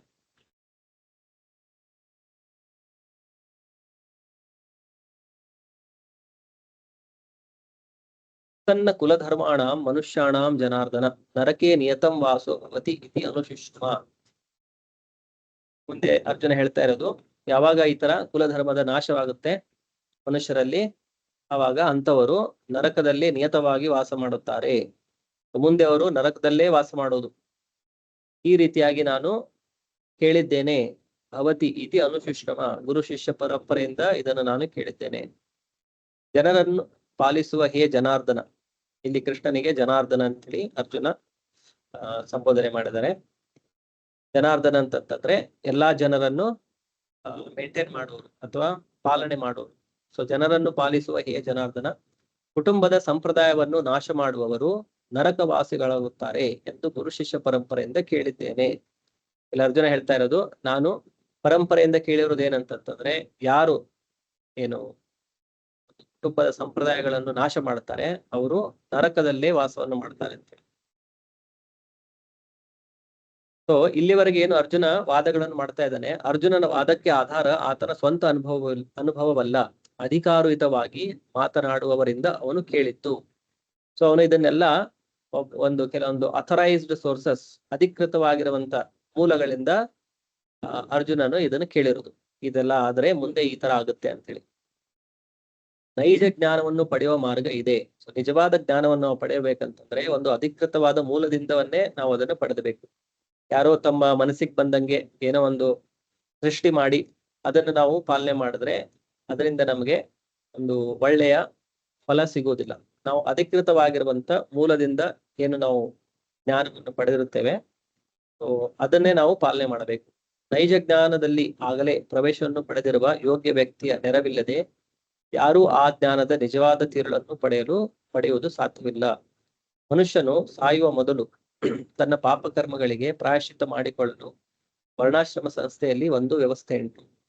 ಸದಾ ಪಾಪಕರ್ಮದಲ್ಲಿ ತೊಡಗಿರುವವನು ಪ್ರಾಯಶ್ಚಿತ್ತವನ್ನು ಮಾಡಿಕೊಳ್ಳಬೇಕು. ಹೀಗೆ ಮಾಡದಿದ್ದ ವ್ಯಕ್ತಿಯು ತನ್ನ ಪಾಪಕರ್ಮಗಳ ಫಲವಾಗಿ ಯಾತನೆಯನ್ನು ಅನುಭವಿಸಲು ನರಕ ಲೋಕಗಳಿಗೆ ಖಂಡಿತವಾಗಿ ದೂಡಲ್ಪಡುತ್ತಾನೆ. ಸೊ ಇಷ್ಟೆಲ್ಲ ಯಾರು ಪಾಪಕರ್ಮಗಳನ್ನು ಮಾಡಿರ್ತಾರೆ ಅವರು ಸಾಯೋ ಮುಂಚೆ ಅವ್ರೇನಾದ್ರೂ ಪಶ್ಚಾತ್ತಾಪವನ್ನು ಮಾಡಲಿಲ್ಲ ಅಂತಂದ್ರೆ ಆಟೋಮೆಟಿಕ್ ಆಗಿ ನಿಯಮದ ಪ್ರಕಾರ ಪಾಪ ಮಾಡಿದವರು ನರಕದಲ್ಲಿ ಹೋಗಿ ಅಲ್ಲಿ ಯಾತನೆಯನ್ನು ಅನುಭವಿಸಬೇಕಾಗುತ್ತೆ. ಸೊ ಇಲ್ಲಿ ಅರ್ಜುನ ಒಂದು ಅಧಿಕೃತ ಮೂಲದಿಂದ ಇದನ್ನೆಲ್ಲ ನಾನು ಕೇಳ್ಪಟ್ಟಿದ್ದೇನೆ, ಅದರ ಆಧಾರದ ಮೇಲೆ ನಾನು ಇದನ್ನೆಲ್ಲ ಹೇಳ್ತಾ ಇದ್ದಾನೆ ಅಂತ ಹೇಳಿ ಕೃಷ್ಣನಿಗೆ ಹೇಳ್ತಾ ಇದ್ದಾನೆ. ಅನುಶುಶ್ರಮ, ಇದನ್ನು ನಾನು ಗುರು ಶಿಷ್ಯ ಪರಂಪರೆಯಿಂದ ನಾನು ಇದನ್ನ ಕೇಳಿದ್ದೇನೆ. ಸೊ ಇದನ್ನೆಲ್ಲ ವಿಚಾರ ಮಾಡಿ ಅರ್ಜುನ ಹೇಳ್ತಾ ಇರೋದು, ಅಹೋಬತ ಮಹತ್ ಪಾಪಂ ಕರ್ತುಂ ವ್ಯವಸಿತಾ ವಯಂ ಯತ್ ರಾಜ್ಯ ಸುಖ ಲೋಭೇನ ಅಂತುಂ ಸ್ವಜನ ಮುದ್ಯತ. ಸೊ ಇದನ್ನೆಲ್ಲ ವಿಚಾರ ಮಾಡಿ ಅರ್ಜುನ ಹೇಳ್ತಾ ಇದ್ರು, ನಾವು ಎಷ್ಟು ಒಂದು ದೊಡ್ಡ ಪಾಪ ಕೃತ್ಯವನ್ನು ಮಾಡ್ಲಿಕ್ಕೆ ರೆಡಿ ಆಗ್ಬಿಟ್ಟಿದ್ದೇವೆ ಈಗ. ಅಹೋಬತ ಮಹತ್ ಪಾಪಂ ಕರ್ತುಂ ವ್ಯವಸಿತಾ ವಯಂ ಯದ್ ರಾಜ್ಯ ಸುಖ ಲೋಭೇನ ಅಂತುಂ ಸ್ವಜನ ಮುದ್ಯತ. ರಾಜ್ಯ ಸುಖದ ಲೋಭದಿಂದ ನಮ್ಮ ಜನರನ್ನೇ ನಾವು ಕೊಲ್ಲಕ್ಕೆ ಸಿದ್ಧವಾಗಿ ಬಿಟ್ಟಿದ್ದೇವೆ ಈಗ. ಇದರ ಪರಿಣಾಮ ಕೇವಲ ಪಾಪವೇ ಆಗಿರುತ್ತೆ, ಮತ್ತೆ ಇದರಿಂದಾಗಿ ನಾವು ಕೇವಲ ನರಕದಲ್ಲೇ ವಾಸ ಮಾಡಬೇಕು. ಸೊ ಈ ತರ ಅರ್ಜುನ ಕೃಷ್ಣನಿಗೆ ಹೇಳ್ತಾ ಇದ್ದಾನೆ. ಅನುವಾದ: ಅಯ್ಯೋ, ಮಹತ್ತಾದ ಪಾಪ ಕಾರ್ಯಗಳನ್ನು ಮಾಡಲು ನಾವು ಸಿದ್ಧತೆ ಮಾಡಿಕೊಳ್ಳುತ್ತಿದ್ದೇವೆ ಎನ್ನುವುದು ಎಂತ ಆಶ್ಚರ್ಯದ ಸಂಗತಿ. ರಾಜ್ಯ ಸುಖದ ಲೋಭದಿಂದಾಗಿ ನಾವು ಸ್ವಜನರನ್ನು ಕೊಲ್ಲಲು ಸಂಕಲ್ಪ ಮಾಡಿದ್ದೇವೆ. ಭಾವಾರ್ಥ: ಒಬ್ಬ ಮನುಷ್ಯನು ಸ್ವಾರ್ಥಕ್ಕಾಗಿ ತನ್ನ ಸೋದರ, ತಂದೆ ಅಥವಾ ತಾಯಿಯನ್ನು ಕೊಲ್ಲುವಂತಹ ಪಾಪಕೃತ್ಯಕ್ಕೆ ಮನಸ್ಸು ಮಾಡಬಹುದು. ಜಗತ್ತಿನ ಚರಿತ್ರೆಯಲ್ಲಿ ಇಂತಹ ಎಷ್ಟೋ ನಿದರ್ಶನಗಳುಂಟು. ಆದರೆ ಸಾತ್ವಿಕ ಭಗವದ್ಭಕ್ತನಾದ ಅರ್ಜುನನಿಗೆ ಸದಾ ನೈತಿಕ ತತ್ವಗಳ ಅರಿವುಂಟು. ಆದುದರಿಂದ ಅವನು ಇಂತಹ ಕೃತ್ಯಗಳಿಂದ ದೂರವಿರುವಂತೆ ಜಾಗೃತನಾಗಿರುತ್ತಾನೆ. ಸೊ ನಾವೀಗೆಲ್ಲ ನೋಡ್ತೇವೆ, ನ್ಯೂಸ್ ಎಲ್ಲ ನೋಡಿದ್ರೆ ಎಷ್ಟೋ ಈ ತರ ನಮಗೆ ಉದಾಹರಣೆಗಳು ಸಿಗುತ್ತವೆ. ಸೊ ತಮ್ಮ ಸ್ವಾರ್ಥಕ್ಕಾಗಿ ಎಷ್ಟೋ ಜನರು ತಮ್ಮ ಸೋದರರನ್ನು, ತಂದೆ ತಾಯಿಯನ್ನು, ಬಂಧುಗಳನ್ನು ಅವ್ರನ್ನೆಲ್ಲ ಕೊಂದಿರುವಂತ ಎಷ್ಟೋ ಉದಾಹರಣೆಗಳು ನಮ್ಗೆ ಈಗಿನ ಜಗತ್ತಿನಲ್ಲಿ ನಾವು ಕಾಣ್ತೇವೆ. ಈಗ ರೀಸೆಂಟ್ ಆಗಿ ನೋಡಿದ್ರೆ ಎಲ್ಲೋ ನ್ಯೂಸ್ ಅಲ್ಲೆಲ್ಲ ಬಂದಿತ್ತು, ಯಾರೋ ತನ್ನ ಪತಿಯನ್ನೇ ಕೊಂದ್ಬಿಟ್ಟಿದ್ದಾರೆ. ತನ್ನ ಯಾವುದೋ ಒಂದು ಪ್ರೇಮಿ ಜೊತೆ ಸೇರಿಬಿಟ್ಟು ತನ್ನ ಪತಿಯನ್ನೇ ಕೊಂದಾಕ್ಬಿಟ್ಟಿದ್ದಾರೆ. ಅದೇ ತರ ಒಬ್ಬ ಅಮ್ಮ ಮಗಳು ಸೇರಿ ಕೂಡ ತಮ್ಮ ಗಂಡನನ್ನು ಕೊಂದಾಕ್ಬಿಟ್ಟಿದ್ದಾರೆ ಏನೋ ಕಾರಣಕ್ಕೆ. ಸೊ ಜಗತ್ತಿನ ಚರಿತ್ರೆಯಲ್ಲಿ ಇಂತ ಎಷ್ಟೋ ನಿದರ್ಶನಗಳು ನಮ್ಗೆ ಸಿಗತ್ವೆ. ಆಮೇಲೆ ನಾವು ಸ್ವಲ್ಪ ಹಿಂದೆ ಹೋದ್ರೆ ಔರಂಗಜೇಬ್ ಅಂತೇಳಿ ಒಬ್ಬನಿದ್ದ, ಅವನು ಕೂಡ ತಮ್ದೆಲ್ಲ ಅಣ್ಣ ತಮ್ಮಂದ್ರನ್ನು ಕೊಂದಾಕಿದ. ತನ್ನ ತಂದೆಯನ್ನೇ ಅವನು ಕಾರಾಗೃಹದಲ್ಲಿ ಹಾಕಿ ಇಟ್ಟಿದ್ದ. ಸೊ ತನ್ನ ಸ್ವಾರ್ಥಕ್ಕಾಗಿ ಮನುಷ್ಯನು ಎಷ್ಟೇ ಒಂದು ಕೆಳಮಟ್ಟಕ್ಕೆ ಕೂಡ ಅವನು ಬೀಳ್ಬಹುದು. ಆದ್ರೆ ಯಾರು ಭಗವಂತನ ಭಕ್ತರಾಗಿರ್ತಾರೆ, ಸಾತ್ವಿಕ ಸ್ವಭಾವದವರಾಗಿರ್ತಾರೆ, ಭಗವಂತನ ಭಕ್ತರಾಗಿರ್ತಾರೆ, ಅವರು ಯಾವಾಗಲೂ ಈ ನೈತಿಕ ತತ್ವಗಳ ಅವರಿಗೆ ಅರಿವು ಇರುತ್ತದೆ. ಯಾವುದು ಸರಿ, ಯಾವುದು ತಪ್ಪು. ಎಷ್ಟೇ ಅವರು ಕಷ್ಟದ ಸಂದರ್ಭ ಬಂದರೂ ಕೂಡ ಅವರು ಒಂದು ಧರ್ಮದ ಪಥದಿಂದ ಅವರು ಅದ ಪಥವನ್ನು ಬಿಟ್ಟು ಹೋಗುವುದಿಲ್ಲ. ಸೊ ಇದು ಭಗವಂತನ ಭಕ್ತರಾದವರ ಒಂದು ಗುಣ. ಆದುದರಿಂದ ಅವನು ಇಂತಹ ಕೃತ್ಯಗಳಿಂದ ದೂರವಿರುವಂತೆ ಜಾಗೃತನಾಗಿರುತ್ತಾನೆ. ಅಂದ್ರೆ ಇಲ್ಲಿ ಅರ್ಜುನ ಯುದ್ಧ ಮಾಡೋದಕ್ಕಿಂತ ಮುಂಚೆ ಎಷ್ಟು ವಿಚಾರ ಮಾಡ್ತಾ ಇದ್ದಾನೆ. ಯುದ್ಧ ನಾನು ಮಾಡ್ಬೇಕಾ, ನಾನು ಬೇಡ, ಇದು ಸರಿನಾ, ಇದು ತಪ್ಪಾ ಅಂತೇಳಿ. ಅದೇ ದುರ್ಯೋಧನ ಸೈಡ್ಗೆ ನೋಡಿದ್ರೆ ಅವ್ರು ಇಷ್ಟು ಲೋಭಿಗಳಾಗಿದ್ದಾರೆ. ಅವರಲ್ಲಿ ಇದೇ ತರ ಯಾವುದೇ ವಿಚಾರಗಳು ಬರ್ತಾ ಇಲ್ಲ. ಇದು ನಾವು ಮಾಡ್ತಾ ಇರೋದು ಸರಿನಾ ತಪ್ಪ ಅಂತೇಳಿ ಎಷ್ಟೋ ಸಲ ಇದು ಇಂಥ ಕೃತ್ಯಗಳನ್ನು ಮಾಡಿದ್ದಾರೆ, ಆದ್ರೂ ಅವರಿಗೆ ಇಂಥ ವಿಚಾರಗಳು ಬರ್ಲಿಲ್ಲ. ಅವರು ಮೋಸದಿಂದ ಅವರಿಗೆ ಜೂಜಾಟದಲ್ಲಿ ತೋರಿಸಿದ್ರು. ಆಮೇಲೆ ಚಿಕ್ಕವರಿದ್ದಾಗ ವಿಷ ಕೊಡ್ಲಿಕ್ಕೆ ಪ್ರಯತ್ನ ಪಟ್ರು. ಆಮೇಲೆ ಲಾಕ್ಷಾಗ್ರಹದಲ್ಲಿ ಅವರಿಗೆ ಬೆಂಕಿ ಇಟ್ಟು ಸುಡ್ಲಿಕ್ಕೆ ಪ್ರಯತ್ನ ಪಟ್ರು. ಇಷ್ಟೆಲ್ಲ ಅವರಿಗೆ ಕೆಟ್ಟ ಕೆಲಸಗಳನ್ನು ಮಾಡಿದ್ರು ಕೂಡ ಅವರಿಗೆ ಇದ್ಯಾವುದೋ ಈ ತರ ವಿಚಾರಗಳು ಬರ್ಲಿಲ್ಲ. ಆದ್ರೆ ಭಗವಂತನ ಭಕ್ತನಾದಂತಹ ಅರ್ಜುನನಿಗೆ ಇವರೆಲ್ಲ ಆತತಾಯಿಗಳಾಗಿದ್ರು, ಅವರು ಕೊಲ್ಲಲಿಕ್ಕೆ ಅರ್ಹರಾಗಿದ್ರು ಕೂಡ ಅವನು ಮತ್ತೆ ಇದನ್ನೆಲ್ಲ ವಿಚಾರ ಮಾಡ್ತಾ ಇದ್ದಾನೆ, ಯುದ್ಧ ಮಾಡೋದು ಸರಿನಾ ತಪ್ಪ ಅಂತ ಹೇಳಿ. ಸೊ ಮುಂದೆ ಅರ್ಜುನ ಹೇಳ್ತಾ ಇರೋದು, ಯದಿ ಮಾಂ ಅಪ್ರತೀಕಾರಂ ಅಶಸ್ತ್ರಂ ಶಸ್ತ್ರಪಾಣಯ ಧಾರ್ತರಾಷ್ಟ್ರ ರಣೇ ಹನ್ಯುಸ್ ತನ್ಮೇ ಕ್ಷೇಮತರಂ ಭವೇತ್. ಸೊ ಇಂತಹ ತನ್ನದೇ ಸಂಬಂಧಿಗಳನ್ನು ಹಿರಿಯರನ್ನು ಒಂದು ರಾಜ್ಯವನ್ನು ಭೋಗ ಮಾಡುವುದಕ್ಕಿಂತ ನಾನು ಅಪ್ರತೀಕಾರಂ ಅಶಸ್ತ್ರಂ ಶಸ್ತ್ರಪಾಣಯ, ಸೊ ನಾನು ನಿಶಸ್ತ್ರನಾಗಿದ್ದಾಗ ಅವರು ನನ್ನನ್ನು ಕೊಂದ್ರು ಕೂಡ ಅದೇ ಒಳ್ಳೇದು. ನಾನು ಅವರನ್ನು ಕೊಲ್ಲೋದಕ್ಕಿಂತ ನಾನು ನಿಶಸ್ತ್ರನಾಗಿದ್ದಾಗ ಅವರು ನನ್ನನ್ನು ಕೊಂದ್ರೆ ಅದೇ ಬೆಟರ್, ನಾನು ಅವರನ್ನು ಕೊಲ್ಲೋದಕ್ಕಿಂತ. ಯದಿ ಮಾಂ ಅಪ್ರತೀಕಾರಂ, ಸೊ ನಾನೇನೋ ಅವರಿಗೆ ಪ್ರತೀಕಾರ ಮಾಡೋದಿಲ್ಲ, ನಾನು ಶಸ್ತ್ರವನ್ನು ತೆಗೆದುಕೊಳ್ಳುವುದಿಲ್ಲ, ಅಶಸ್ತ್ರಂ. ಆದ್ರೆ ಅವರು ಶಸ್ತ್ರ ತೆಗೆದುಕೊಂಡು ನನ್ನನ್ನು ಕೊಂದ್ರು ಕೂಡ ಅದೇ ಬೆಟರ್, ನಾನು ಅವರನ್ನು ಕೊಲ್ಲೋದಕ್ಕಿಂತ. ಶಾಸ್ತ್ರವಿಲ್ಲದ ಮತ್ತು ಪ್ರತೀಕಾರ ಮಾಡದಿರುವ ನನ್ನನ್ನು ಶಸ್ತ್ರಪಾಣಿಗಳಾದ ಧೃತರಾಷ್ಟ್ರ ಪುತ್ರರು ರಣಭೂಮಿಯಲ್ಲಿ ಕೊಂದರೆ ಅದು ನನಗೆ ಒಳ್ಳೆಯದೇ. ಭಾವಾರ್ಥ: ಕ್ಷತ್ರಿಯೋಚಿತ ನೀತಿಯಂತೆ ಶಸ್ತ್ರವಿಲ್ಲದ ಮತ್ತು ವಿರೋಧಿಸದ ಶತ್ರುವಿನ ಮೇಲೆ ಆಕ್ರಮಣ ಮಾಡಬಾರದು. ಈಗ ಯುದ್ಧದ ನಿಯಮ ಏನಂತಂತಂದ್ರೆ, ಒಬ್ಬ ವ್ಯಕ್ತಿ ಹತ್ರ ಶಸ್ತ್ರ ಇಲ್ಲದೆ ಇದ್ರೆ ಅಥವಾ ಅವನು ರೆಸಿಸ್ಟ್ ಮಾಡ್ತಾ ಇಲ್ಲ, ಅವನು ಪ್ರತೀಕಾರ ಮಾಡ್ತಾ ಇಲ್ಲ, ಅಂತ ವ್ಯಕ್ತಿಯನ್ನು ಕೊಲ್ಲಬಾರದು ಅಂತ ಹೇಳಿ ಕ್ಷತ್ರಿಯರಲ್ಲಿ ಯುದ್ಧಗಳ ನಿಯಮ. ಅರ್ಜುನನು ಇಂತಹ ಅಸಹಾಯಕ ಸನ್ನಿವೇಶದಲ್ಲಿ ತನ್ನ ಮೇಲೆ ಆಕ್ರಮಣವಾದರೂ ತಾನು ಯುದ್ಧ ಮಾಡುವುದಿಲ್ಲ ಎಂದು ತೀರ್ಮಾನಿಸಿದ. ಎದುರು ಪಕ್ಷವು ಎಷ್ಟರ ಮಟ್ಟಿಗೆ ಯುದ್ಧ ಮಾಡಲು ಸಂಕಲ್ಪ ಮಾಡಿತ್ತು ಎನ್ನುವುದನ್ನು ಆತನು ಪರಿಗಣಿಸಲಿಲ್ಲ. ಆತನು ಭಗವಂತನ ಶ್ರೇಷ್ಠ ಭಕ್ತನಾಗಿದ್ದುದರಿಂದ ಮೃದು ಮನಸ್ಸಿನವನಾದ, ಆದ್ದರಿಂದ ಕಾಣಿಸಿಕೊಂಡ ಲಕ್ಷಣಗಳು ಇವು. ಸೊ ಅವನು ಭಗವಂತನ ಭಕ್ತನಾಗಿರುವುದರಿಂದ, ಮೃದು ಮನಸ್ಸಿನವನಾಗಿರೋದ್ರಿಂದ ಈ ತರಹದ ಒಂದು ಲಕ್ಷಣಗಳು, ಮತ್ತೆ ಇದನ್ನು ಮಾಡಬೇಕಾ ಮಾಡಬಾರ್ದ, ಇದು ಸರಿನಾ ತಪ್ಪ, ಇದೆಲ್ಲ ವಿಚಾರಗಳು ಅರ್ಜುನನ ಮನಸ್ಸಿನಲ್ಲಿ ಬರ್ತಾ ಇದೆ. ಓಕೆ, ಲಾಸ್ಟ್ ಇದೆ ಇದೊಂದು ಶ್ಲೋಕ ಆದ್ರೆ ಮೊದಲನೇ ಅಧ್ಯಾಯ ಸಮಾಪ್ತವಾಗುತ್ತೆ. ಶ್ಲೋಕ 46. ಸಂಜಯ ಉವಾಚ: ಏವಂ ಮುಕ್ತ್ವಾರ್ಜುನ ಸಂಖ್ಯೆ ರಥೋಪಸ್ಥ ಉಪಾವಿಶತ್ ವಿಸೃಜ್ಯ ಸಶರಂ ಚಾಪಂ ಶೋಕ ಸಂವಿಘ್ನ ಮಾನಸಃ.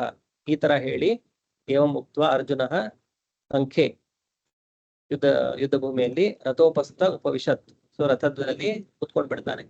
ಅವನು ಎದ್ ನಿಂತ್ಕೊಂಡಿದ್ದ ಯುದ್ಧ ಮಾಡ್ಲಿಕ್ಕೆ.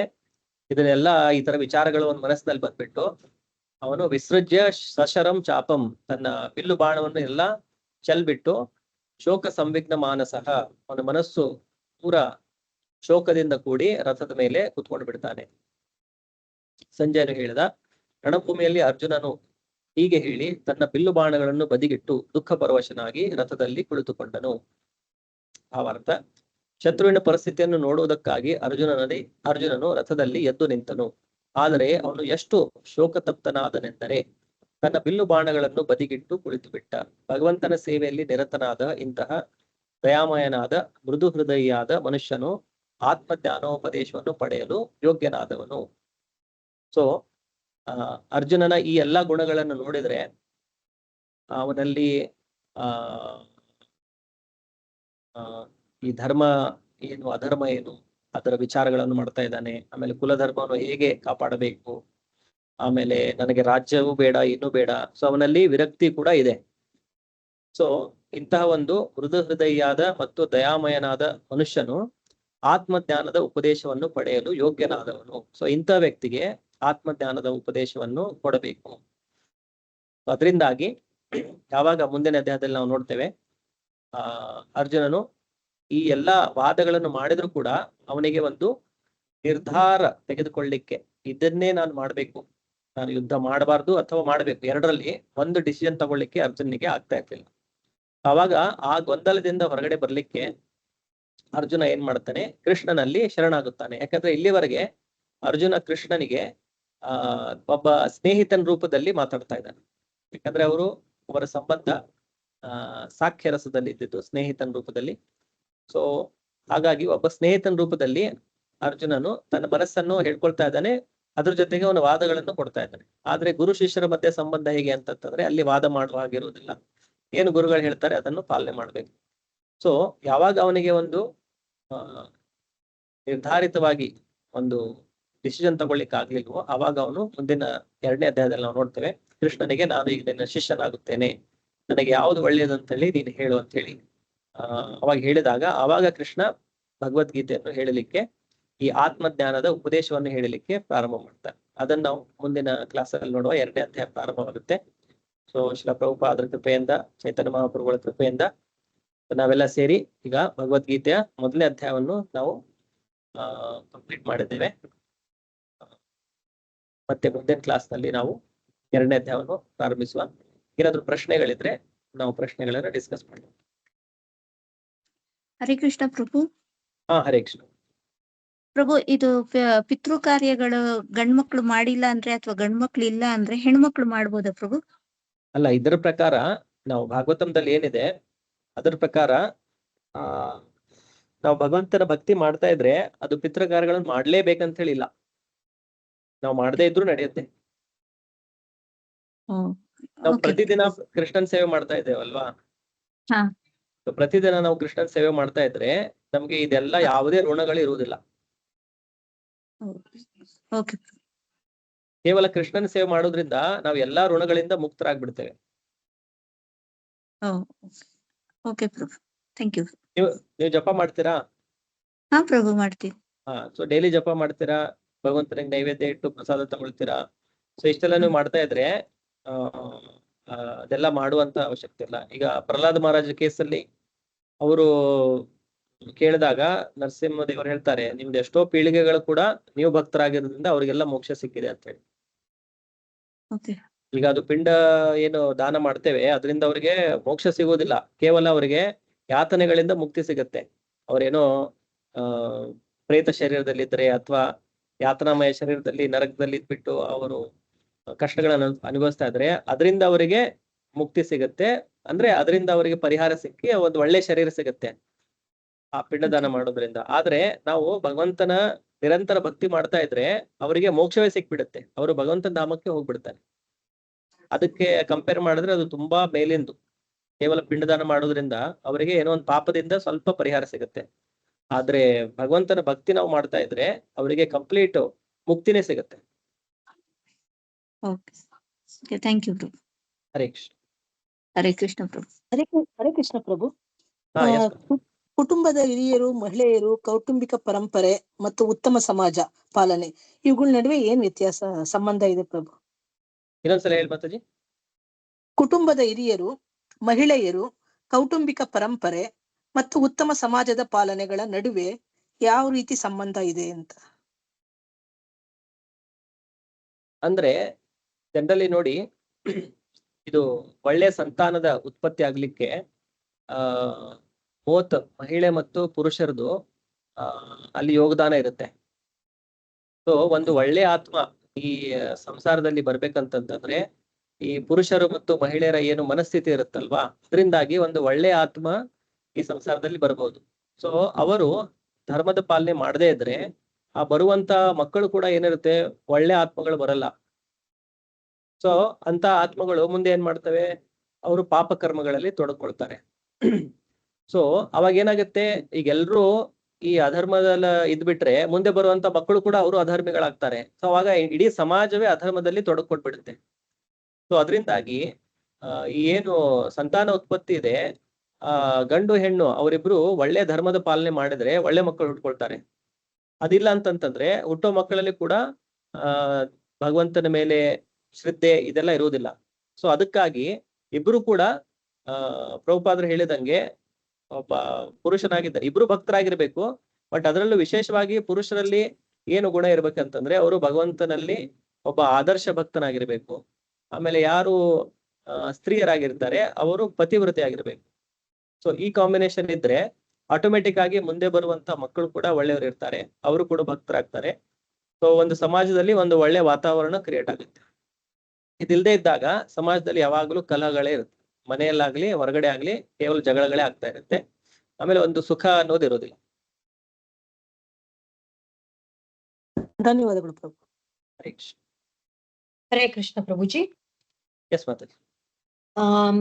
Arjuna is considered as a realized soul, elevated soul antaralva already. Yes. So hagidaga, like any normal person, he will express his helplessness. Amale ordinary person tara doubts he will ask.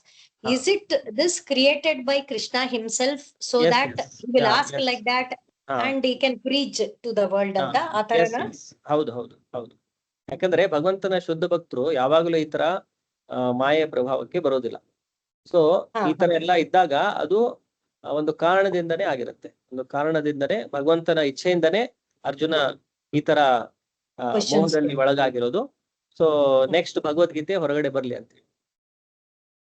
Okay. ಭಾಗವತಂದಲ್ಲಿ ಇನ್ನೊಂದ್ಸಲ ಈ ತರ ಆಗುತ್ತೆ. ಭಾಗವತಂದಲ್ಲಿ ಕೃಷ್ಣ ಈ ಜಗತ್ತನ್ನು ಬಿಟ್ಟು ಹೋದಾಗ ಅವಾಗ ಇನ್ನೊಂದ್ಸಲ ಅರ್ಜುನ ಇದೇ ತರ ಪರಿಸ್ಥಿತಿಯಲ್ಲಿ ಹೋಗ್ತಾನೆ. ಅದು ಕೃಷ್ಣನ ವಿರಹದಿದ್ದ.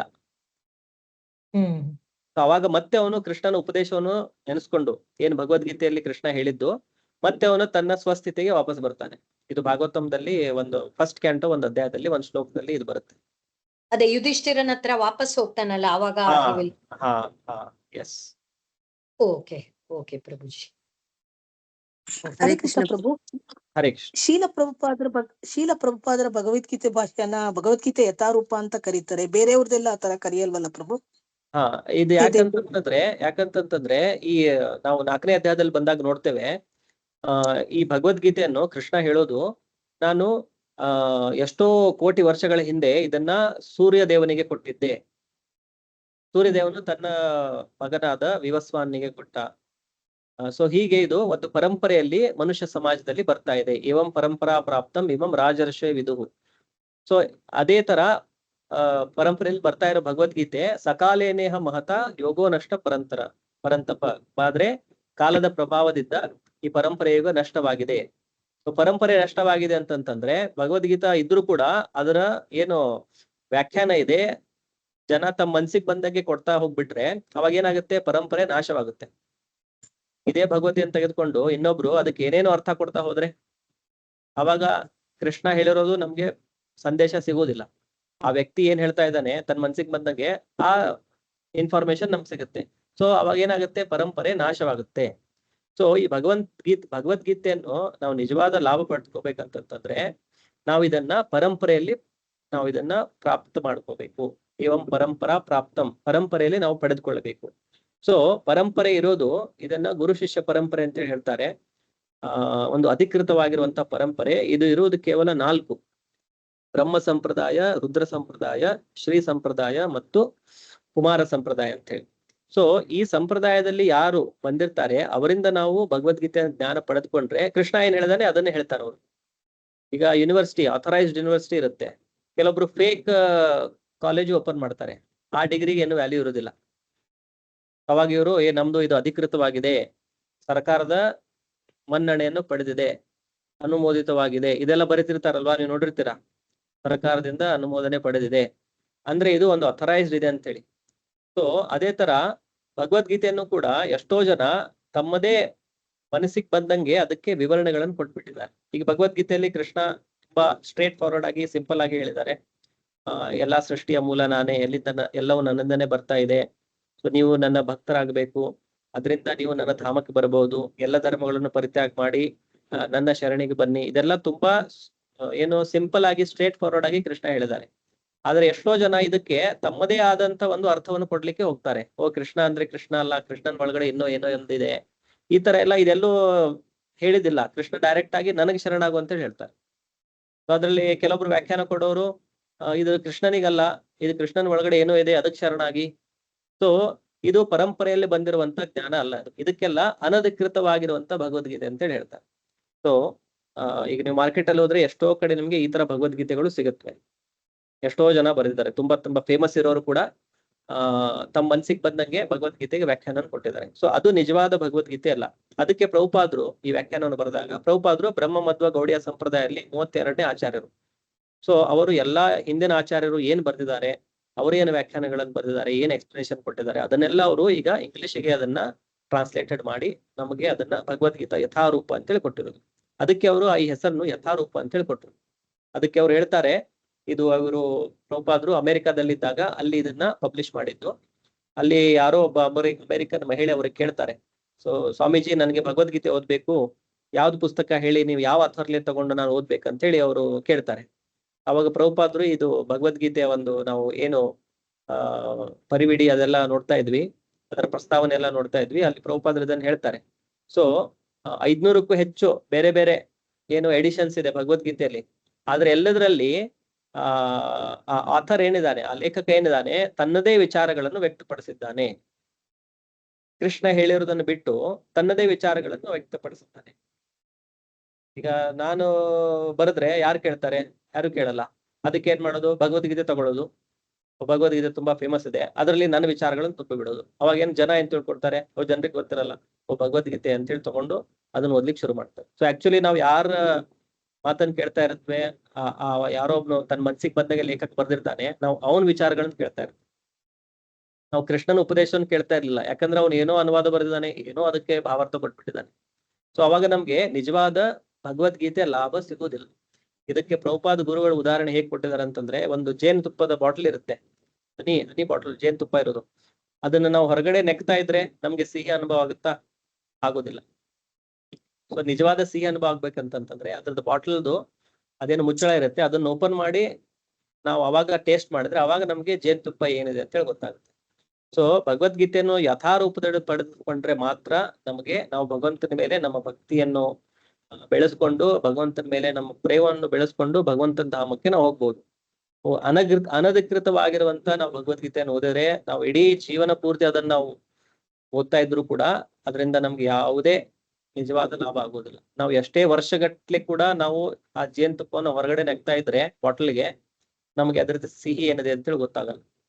ಅದಕ್ಕೆ ಪ್ರಭುಪಾದರು ತಮ್ಮ ಭಗವದ್ಗೀತೆಯನ್ನು ಅವರು ಪ್ರಕಾಶನ ಮಾಡ್ಬೇಕಾದ್ರೆ ಇದಕ್ಕೆ ಭಗವದ್ಗೀತಾ ಯಥಾರೂಪ ಅಥವಾ ಆಸ್ ಇಟ್ ಈಸ್ ಅಂತೇಳಿ ಟೈಟಲ್ ಕೊಟ್ಟು. ಹರೇ ಕೃಷ್ಣ ಪ್ರಭು, ಧನ್ಯವಾದಗಳು. ಹರೇ ಕೃಷ್ಣ.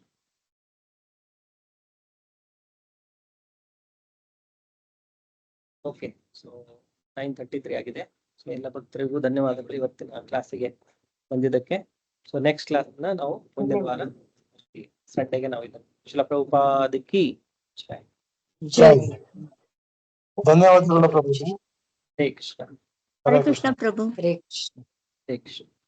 हरे कृष्ण हरे कृष्ण प्रभु, प्रणाम प्रभु. ಹರೇ ಕೃಷ್ಣ.